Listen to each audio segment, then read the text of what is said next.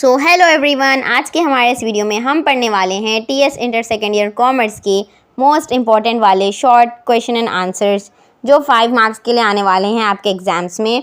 तो हम आज की वीडियो में 10 क्वेश्चंस को कवर करने वाले हैं। सो ये पार्ट 1 है एंड ये एक क्विक रिवीजन है फॉर आईपी एग्ज़ाम। तो आप इस वीडियो को एंड तक देख सकते हैं एंड मैंने ऑलरेडी कॉमर्स के very short question answers explain किए हुए हैं एंड मैं उसका लिंक जो है चैनल के अंदर डालने वाली हूँ। आप डिस्क्रिप्शन से जाके उसको ओपन कर सकते हैं। सो अगर आप इस चैनल पर न्यू हैं तो आप इसको सब्सक्राइब कर सकते हैं बिकॉज मैं इस चैनल पर बहुत सारा कंटेंट लाती रहती हूँ related to CEC, MPC and BiPC and जो भी पुराने प्रीवियस ईयर क्वेश्चन पेपर्स है, मॉडल क्वेश्चन पेपर्स हैं एंड जो भी इंपॉर्टेंट वाले आंसर्स या फिर जो क्वेश्चंस होते हैं वो सभी चीज़ों को मैं इस चैनल पर अपलोड करती रहती हूँ। तो आप उसको चेकआउट कर सकते हैं एंड उसके अंदर आप जो है BCom, BSc एंड BBLLB के भी क्वेश्चन पेपर्स को चेकआउट कर सकते हैं।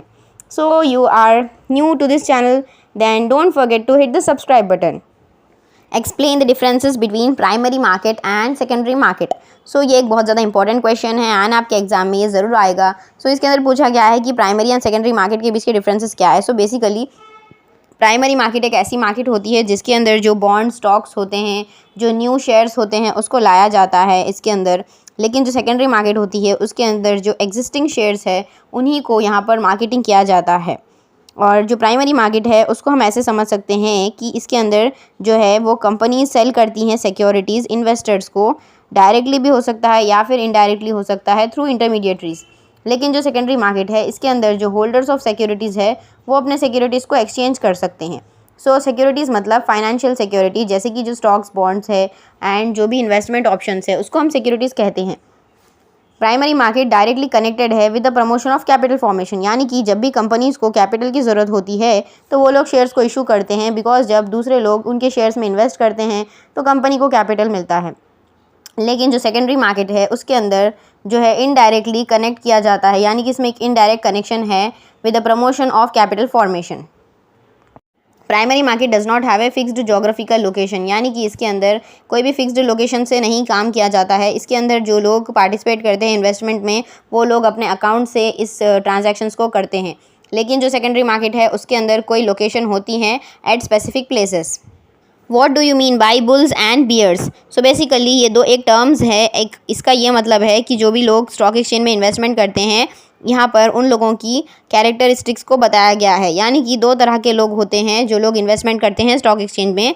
एक पर्सन होता है जो बहुत ज़्यादा ऑप्टिमिस्टिक होता है, जो हमेशा सोचता है कि जो स्टॉक्स के प्राइसेस हैं, शेयर्स के प्राइसेस हैं वो इंक्रीज़ होंगे एक टाइम पर, और उसी सोच के साथ वो जो है सिक्योरिटीज़ को परचेज़ कर लेता है एंड वो उसको सेल करता है at a higher expected prices and वो एक्चुअल डिलीवरी ऑफ गुड्स ले भी सकता है या फिर नहीं भी ले सकता है। लेकिन उसके पास एक ऑप्टिमिस्टिक टेंडेंसी है, वो बड़ा ऑर्डर प्लेस कर देता है for buying the securities because उसको ऐसा लगता है कि उन सिक्योरिटीज़ का प्राइस आगे जाकर ग्रो होगा।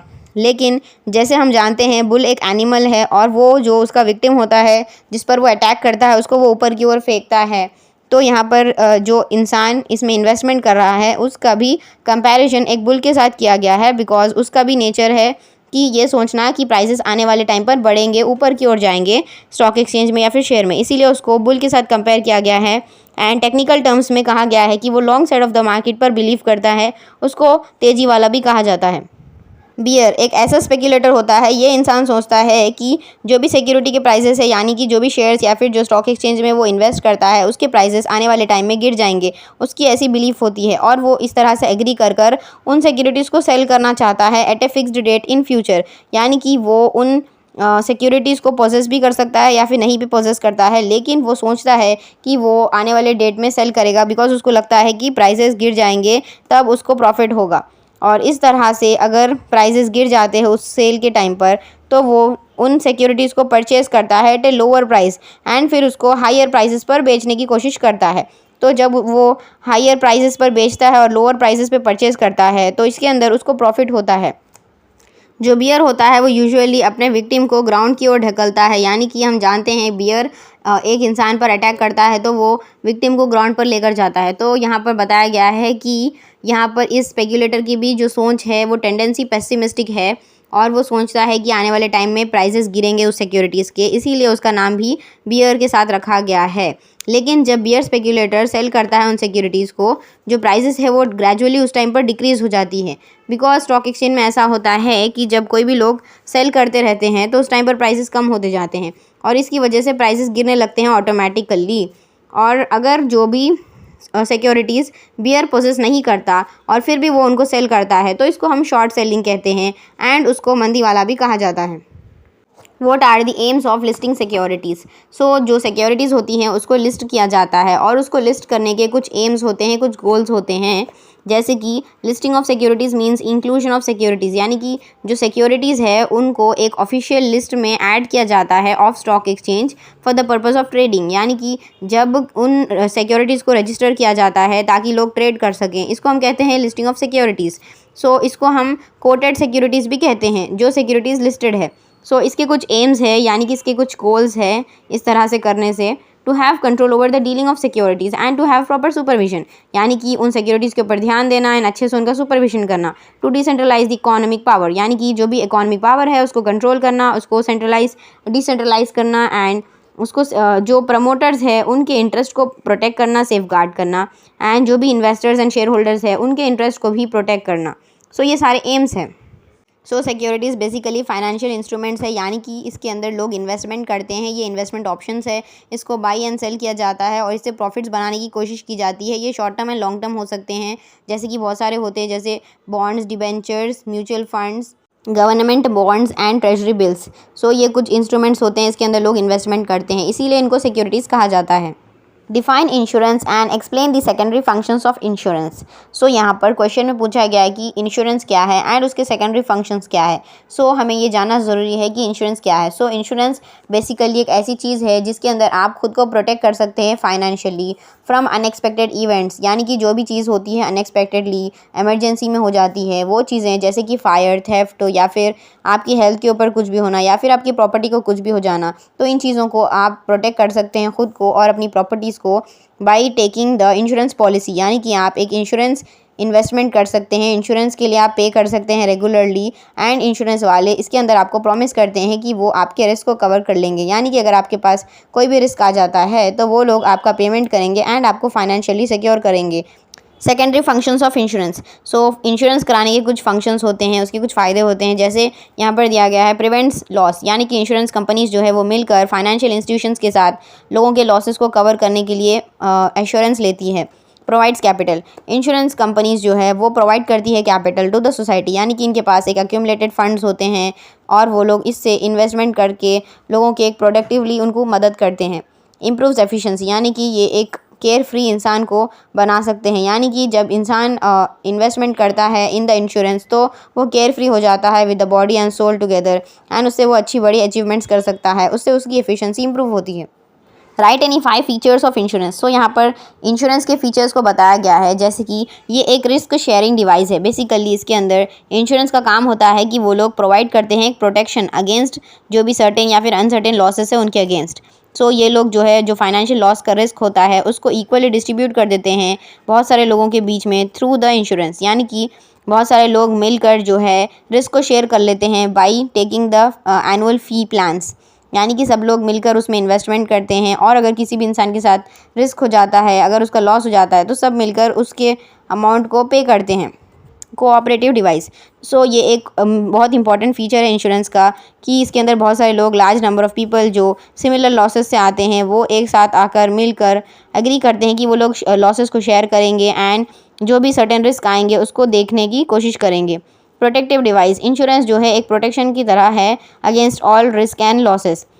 Risk measurement device. So basically insurance एक कॉन्ट्रैक्ट है जो कि रिस्क को मेजर कर लेता है, इवैल्यूएट करता है before evaluating the value of goods, यानी कि गुड्स की वैल्यू को पता करने से पहले ही रिस्क को मालूम कर लिया जाता है एंड ये बहुत आसान हो जाता है ताकि जो भी इंसान ने इन्वेस्टमेंट किया है इंश्योरेंस में उसका अमाउंट ऑफ शेयर कितना है उसको भी इवैल्यूएट कर लिया जाता है।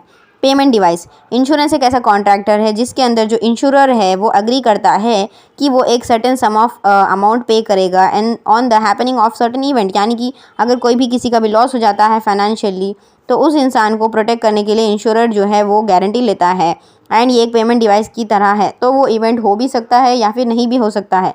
लेकिन अगर कोई भी कॉन्टीजेंसी आ जाती है, कोई भी अगर डिफ़िकल्ट सिचुएशन आ जाती है, तब वो इंश्योरेंस कंपनी उस इंसान को पे करती है। What are the characteristics of entrepreneurs? So basically entrepreneur एक ऐसा पर्सन होता है जो बिजनेस क्रिएट करता है और बहुत सारे रिस्क को फेस करके बहुत सारे रिवॉर्ड्स को एंजॉय करता है।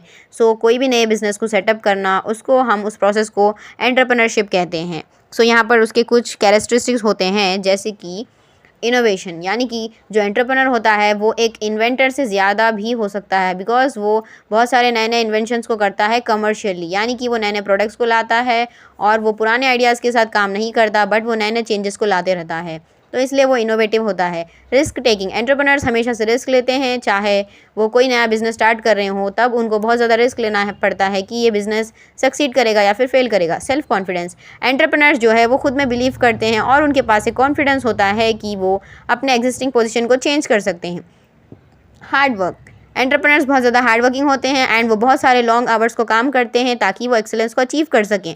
अकाउंटेबिलिटी, एंटरप्रेन्योर खुद को जिम्मेदार ठहराता है अपनी सक्सेस या फिर फेलियर के लिए।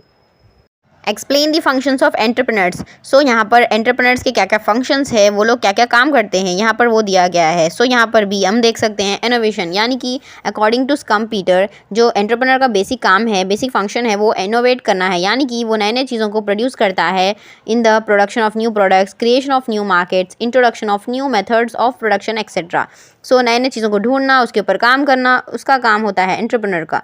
रिस्क बेयरिंग, यानी कि एंटरप्रेन्योर्स हमेशा से रिस्क फेस करते हैं, वो लोग हमेशा से रिस्क को अज्यूम करते हैं कि उनको कितना रिस्क उसमें आ सकता है और उसके अंदर वो लोग नए नए वेंचर्स एंड एक्सपेंशंस को करते हैं।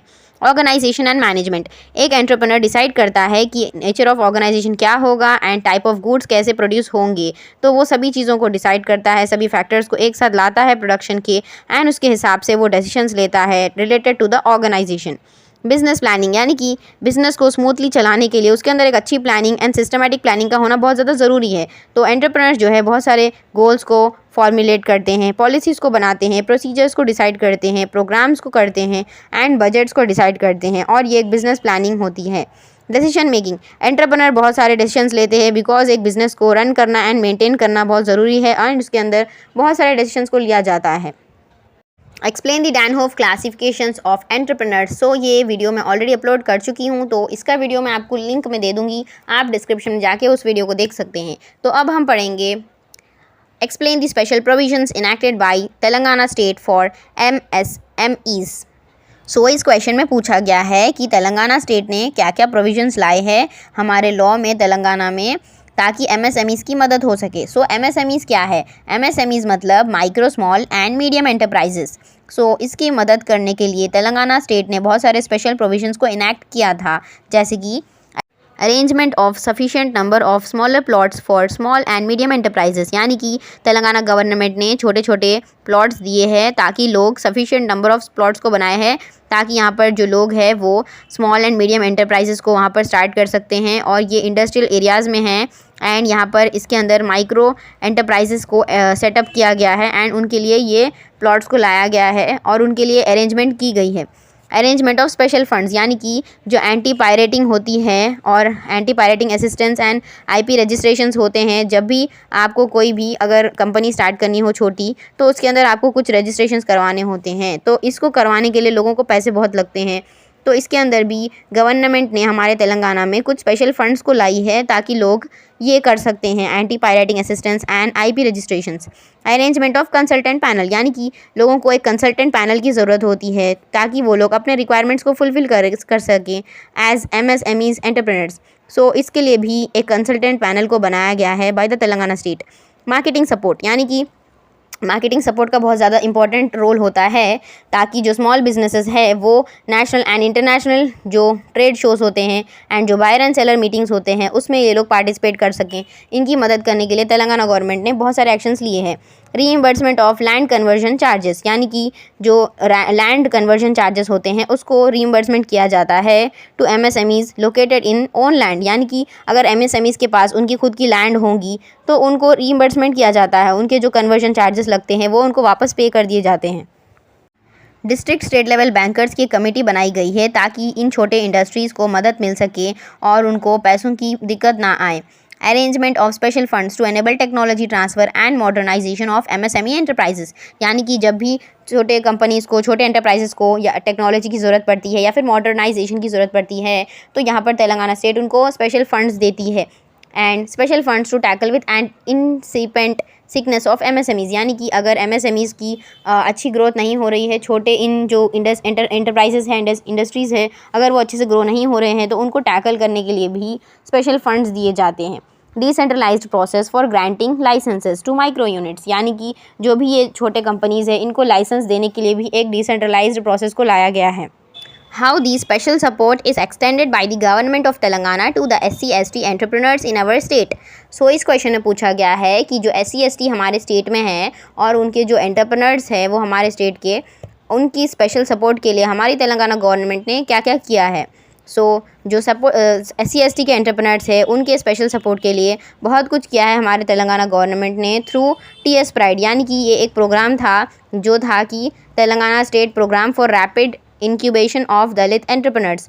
इसके अंदर बहुत सारे एक्टिविटीज़ को लिया गया था, अंडरटेक किया गया था, जैसे special direct funding programme for financing SC/ST entrepreneurs, यानी कि जो भी SC/ST के एंटरप्रेन्योर्स थे, बिजनेसमैन थे, उनको सपोर्ट करने के लिए एक स्पेशल डायरेक्ट फंडिंग प्रोग्राम को लाया गया था। और payment of margin money on behalf of SC/ST entrepreneurs, यानी कि जो भी मार्जिन मनी होती है वो गवर्नमेंट पे कर रही थी उनके बिहाफ पर, और इसमें गवर्नमेंट ने 5 करोड़ का मार्जिन खड़ा किया था ऑन मनी रिफंड स्कीम में। ये भी एक गवर्नमेंट का एक अच्छा इनिशिएटिव था।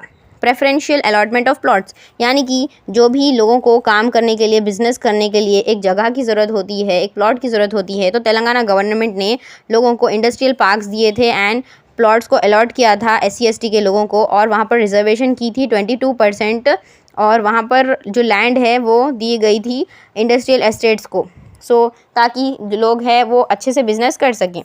सप्लायर डाइवर्सिटी अपॉर्चुनिटीज़ भी दी गई थी लार्ज इंडस्ट्रीज़ को। And state department procurement policy को भी लाया गया था और इसको ट्यून किया गया था with GOI SME procurement policy of 20%, यानी कि जो एक SME की प्रोक्यूरमेंट पॉलिसी थी उसके साथ इसको मर्ज कर दिया गया था, और ये दो पॉलिसीज़ को मिलाकर जो है बेनिफिट्स को लाने की कोशिश की गई थी, और यहाँ के जो SC/ST के लोग हैं, एंटरप्रेन्योर्स है, उसको इससे बहुत ज़्यादा फ़ायदा हुआ था। Organising intensive entrepreneur and skill development programmes, यानी कि जो भी एम्प्लॉयज़ होते हैं, एंटरप्रेन्योर्स होते हैं, उनको स्किल्स सीखने की बहुत ज़्यादा ज़रूरत होती है, तो यहाँ पर तेलंगाना गवर्नमेंट ने उनको स्किल्स भी सिखाए थे और स्किल डेवलपमेंट प्रोग्राम्स भी लाए थे।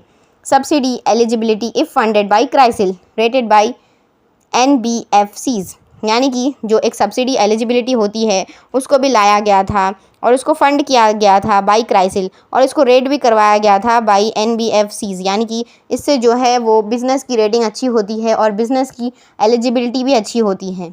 इंटरेस्ट सब्सिडी को लाया गया था फॉर सर्विस सेक्टर यूनिट्स, यानी कि जो भी सर्विस सेक्टर में जो भी एरियाज़ होते हैं, जैसे जो भी सर्विसेज के जॉब्स होते हैं, उनके लिए इंटरेस्ट सब्सिडी को लाया गया था, लेकिन इसमें ट्रांसपोर्ट सेक्टर के लिए ये नहीं लाया गया था। ये जो सारे स्पेशल प्रोग्राम्स लाए गए थे SC/ST के लिए, इसको मॉनिटर, इम्प्लीमेंट एंड प्लान किया गया था बाय द ऑर्गेनाइजेशन जिसका नाम था Dalit India chamber of commerce and industry. Representation of all districts and state level committees, यानी कि ये जो छोटे बिजनेसेस है, इंडस्ट्रीज़ है, इनको रिप्रेजेंट किया गया था डिस्ट्रिक्ट लेवल में एंड स्टेट लेवल कमिटीज़ में, ताकि इनकी बिज़नेस की और ग्रोथ हो और इनको और अच्छे से मार्केटिंग हो सके। What are the features of internal trade? हम जानते हैं इंटरनल ट्रेड, यानी कि जो ट्रेड हम with in the boundaries of the country करते हैं उसको हम इंटरनल ट्रेड कहते हैं, यानी कि जो भी हम एक स्टेट से दूसरे स्टेट के बीच में buying and selling of goods करते हैं वो एक इंटरनल ट्रेड हुआ, बिकॉज हम कंट्री के बाहर नहीं जा रहे हैं। अगर हम कंट्री के बाहर करते हैं उस बिज़नेस को तो हम कह सकते हैं ये एक इंटरनेशनल ट्रेड है। लेकिन क्वेश्चन में पूछा गया है कि इंटरनल ट्रेड के फीचर्स क्या है। Buying and selling of goods takes place within the boundaries of the same country. जैसे मैंने आपको बताया, एक ही कंट्री के बाउंड्रीज के अंदर जब selling and buying of goods हो रही है तो वो इंटरनल ट्रेड है। पेमेंट्स को किया जाता है by the purchaser to the seller in the home country in the domestic currency, यानी कि जब एक परचेजर होता है और एक सेलर होता है, वो लोग आपस में जो पेमेंट्स एंड ट्रांजैक्शंस है वो सेम कंट्री में होकर करते हैं एंड वो लोग सेम डोमेस्टिक करेंसी को यूज़ करते हैं। एंड इसके अंदर बहुत कम फ्यू फॉर्मेलिटीज़ रिक्वायर्ड होती हैं to be completed by the trader, because इसके अंदर कुछ ज़्यादा रिक्वायरमेंट्स नहीं होती है, कुछ ज़्यादा डॉक्यूमेंटेशन या फिर बहुत ज़्यादा इंपॉर्टेंट चीज़ों को करना नहीं होता है, ये करना आसान होता है और ये ट्रेडर इसको आसानी से कंप्लीट कर सकता है। Features of the product are well known to the customers, because सभी लोग एक ही कंट्री में रह रहे हैं, उनको उस प्रोडक्ट के बारे में अच्छे से पता होता है, उस प्रोडक्ट के फीचर्स के बारे में कस्टमर्स को मालूम होता है। Risk is more because of changes in demand from widely spread localistic domestic markets. So basically ये जो कंट्री के अंदर होने वाला बिजनेस है, कंट्री के अंदर होने वाला ट्रेड है, इसके अंदर रिस्क बहुत ज़्यादा इन्वॉल्व होता है, बिकॉज यहाँ पर लोगों के डिमांड्स चेंज होते रहते हैं एंड यहाँ पर बहुत ज़्यादा लोकलाइज्ड डोमेस्टिक मार्केट्स होते हैं, यानी कि बहुत ज़्यादा कॉम्पिटिशन होता है। And the influence of a political, legal, social, cultural and economic environment of the country is less when compared with the foreign trade। यानी कि जब हम फॉरेन ट्रेड से इंटरनल ट्रेड को कंपेयर करते हैं तो हम देख सकते हैं कि इसके अंदर political, legal, social, cultural and economic environment जो है वो उतना ज़्यादा वो नहीं होता है, यानी कि उसका बहुत ज़्यादा इन्फ्लुएंस नहीं होता है बिज़नेस पर, लोग आसानी से बिज़नेस कर पाते हैं। लेकिन जब हम दूसरे कंट्री में बिज़नेस करना चाहेंगे तो उसके अंदर बहुत सारी डिफ़िकल्टीज़ आती हैं।